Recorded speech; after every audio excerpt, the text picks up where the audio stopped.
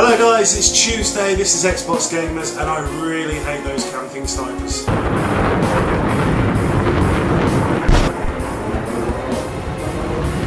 got hostile heavy armor on the move in you.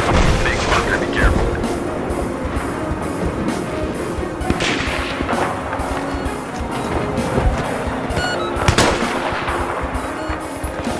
AC4's planted.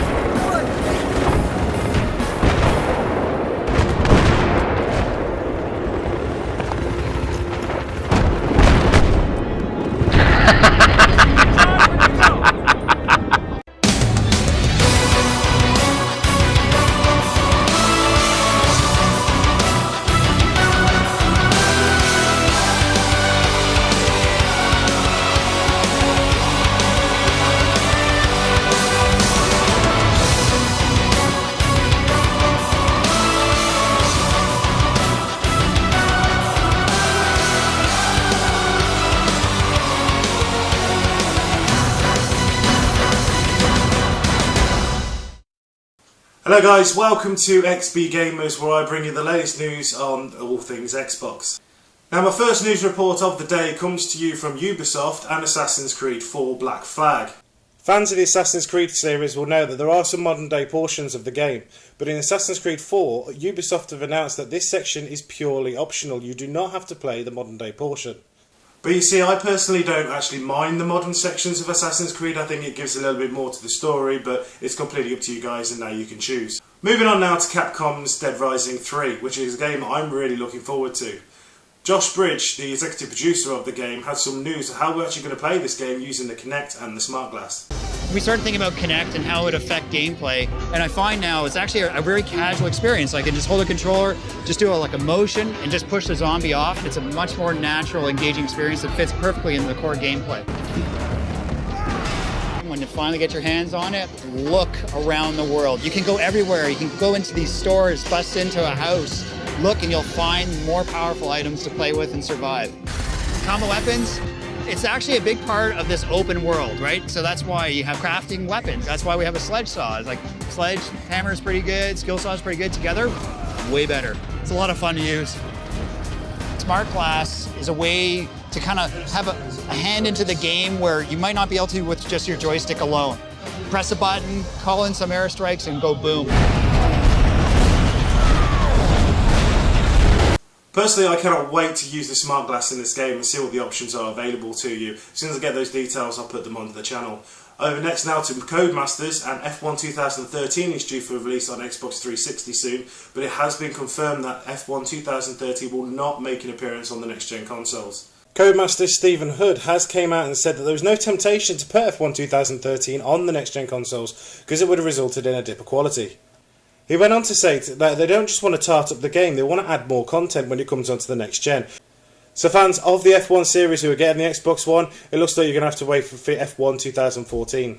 The one thing I love to do is customise my weapons. It gives me my own unique look and feel, and some games don't do this for you. You're running around with the same gun, maybe just a different colour, and that's it.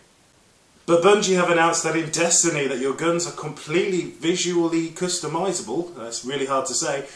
Destiny's already looking like a really huge game, and the weapons in this game, not only can you customise them visually, but you can also change the mechanics of your weapon to tell your own story.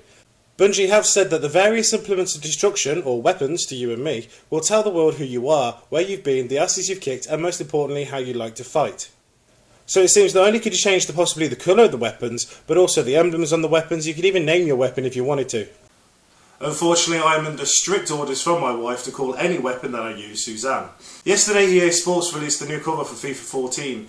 EA have now got rid of Wayne Rooney from the cover, and in comes Gareth Bale. Now, this isn't hugely surprising considering how popular Bale has got over the last couple of years. Another reason possibly why they got rid of Wayne Rooney, say that when you're drunk, is that his future is uncertain at Manchester United currently, and they probably didn't want to put him on the cover in a Manchester United shirt if he's going to move to another club. Now come on EA, Aston Villa are a great club. Where's Gabby Agbonlahor on this cover? Moving on to the hardware of the Xbox One. Some of us are actually going to continue playing our Xbox 360s with our Xbox One, purely because the Xbox One's not backwards compatible. The majority of us only have a TV that has one or two HDMI ports. So this means that you'll be having your TV and your games console taking up those ports. But if you have the Xbox One and the 360, how are you going to decide to connect them up? Are you going to have to keep disconnecting them and reconnecting them again?